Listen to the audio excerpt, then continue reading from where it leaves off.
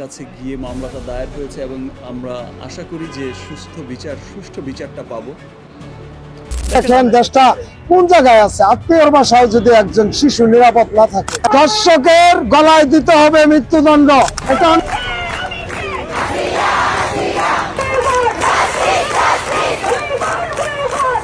সম্প্রতি বাংলাদেশে ঘটে যাওয়া একটি নৃশংস ধর্ষণের বিরুদ্ধে সারা দেশের শিক্ষার্থীরা প্রতিবাদের রাজপথ উত্তাল। বিশেষ করে দেশের বিশ্ববিদ্যালয়ের শিক্ষার্থীরা দলবদ্ধভাবে রাস্তায় নেমে সরকারের আইনশৃঙ্খলা রক্ষাকারী বাহিনীর বিরুদ্ধে কঠোর নিন্দা জানিয়েছেন।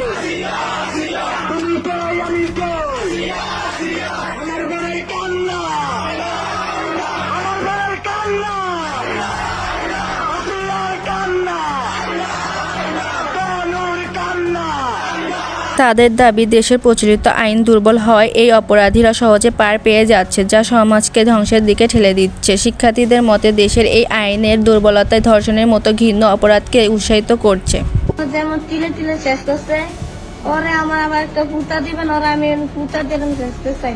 সাথীরা সরকারের প্রতি স্পষ্টভাবে হুঁশিয়ারি করে জানিয়েছেন যে যদি 24 ঘন্টার মধ্যে ধর্ষণকারীর সঠিক বিচার করা না হয় তাহলে তারা ব্যাপক হারে আন্দোলন করতে বাধ্য হবে।